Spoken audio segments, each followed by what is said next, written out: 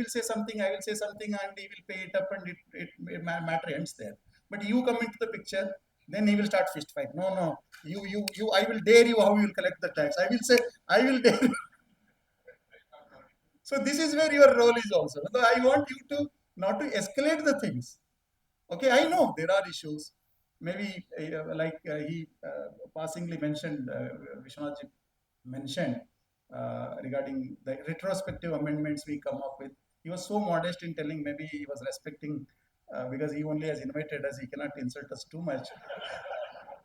So he was telling sometimes we go retrospective. So safari retreat, yes, we amend. And again, it's parliamentary supremacy. But one thing I want to tell you, this law, if you ask me in the recent history, there are so many acts, so many rules, so many notifications which they come, they put it on their website, on their notice boards, and they say, Ki, we've invited comments and things. But very rarely we go to any government website and 140 billion population country. If there is a new law put into or a draft is put into, even if there are 100 or 1000 things coming back, feedback coming back, or suggestions coming back, is a rare thing. But when it came to GST, whatever it was deliberated, debated, and approved in Parliament in 2017, and what is now is totally different. It is like comparing Ramapithecus with Homo sapiens sapiens, or maybe Neanderthals with, like you see, we know this human evolution, right, from apes to the present day human being.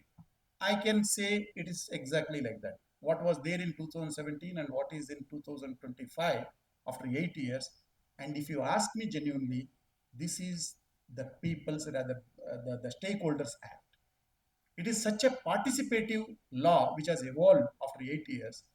It has happened with the government continuously listening to the stakeholders, whether it is service sector, whether it is e-commerce, whether it is energy, whether it is automobiles, or you name anything. It is the continuous listening. It is the continuous proactive and interactive governance which has brought this evolution, which has made this day possible, from 89,000 crores to 2 crore plus. Now I am very confident this year we may very well maintain this average of 2 lakh crore per month. So this, if you ask me, this is the real participative law, collective law, which has evolved. What was passed by the Parliament was different, and what is now is totally different. So this is all I wanted to say. I know you are still, if you ask the challenges of the road ahead, they will talk about why RCM should be always in cash, and why not same entity take the credit of at least CGST, if not the SGST component, uh, across the units which are registered in India. Or why can't we have the unutilized credit, which is a capital in a way for us, blocked, and if I'm not able to utilize it, maybe due to exports or inverted duty structure or for whatever reasons.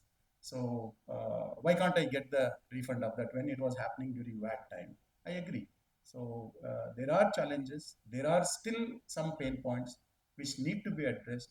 But considering, like I always mention this, budget day used to be a very great day for all of us. We all sit and jot down the things and see the budget documents, assess how much we are going to gain, how much we are going to lose, all those things. Now it is, and that used to be 1 year exercise, yearly only once. It passes, you miss the bus, you miss the bus forever. You have to wait for next February again or next March again. But now it is not like that. In 8 years, we have had 55 GST Council meetings. It's averages to around one meeting every 1.5 month, 1.5 month, and that shows the responsiveness the tax administration is. You will be heard. You will be heard. Whether it is last year itself, you can see whether it is an investigation. There was a comprehensive guidelines regarding how GST investigation should be done, do's and don'ts.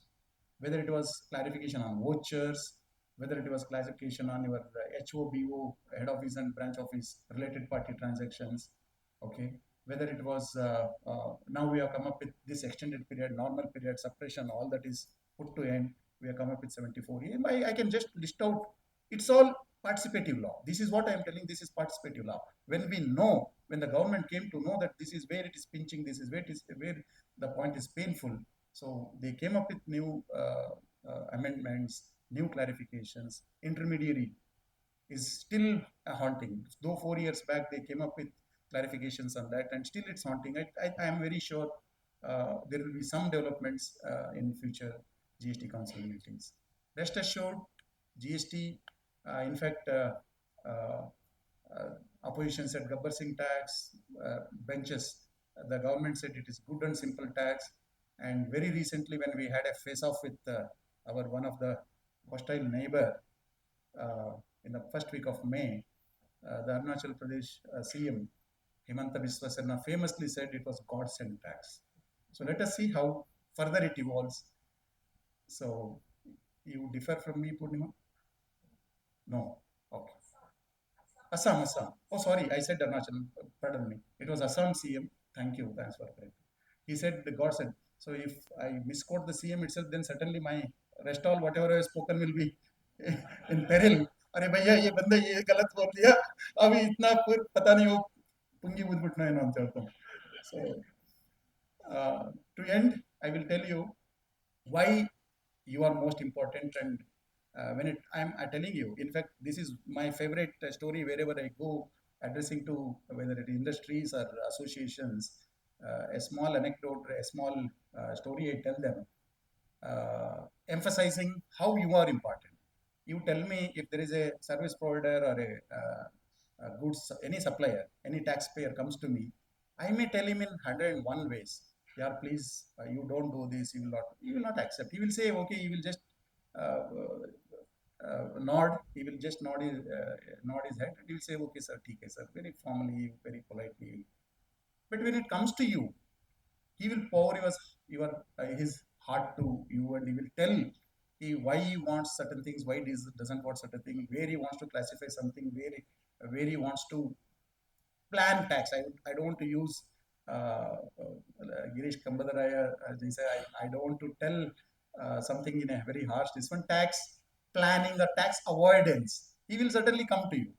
So I always tell this story to the audience. Why the taxpayer doesn't listen to me, and why he listens to tax practitioners like you or the accounting fraternity who help the uh, taxpayers. There was a villager who literally falls sick. He becomes unwell. He goes to a village clinic. He says, "Yeah, you have a very serious problem. It requires some surgical intervention. A big surgery has to happen. Only then you will be saved." He says, because life is so precious, everybody wants to live. He says, doesn't matter whatever is the expenses involved. Where should I go? He said, you go to Bangalore, or maybe Mangalore is now medical hub in Karnataka. Okay, I will go. He's a poor man, poor villager. He goes to Bangalore or Mangalore, big city. Now there is a very well qualified MD, MCH kind of a surgery and super specialization to super specialization and all those things. When he says, yes, you have to undergo this surgery, certainly the person, the patient, the kind of villager, he asks him, what if the surgery fails? What if I kick the bucket on the operation theater, on the operation table? He says, yeah, believe me, I am MBBS, MD, I am MS, MCH, and I've had so much of qualification.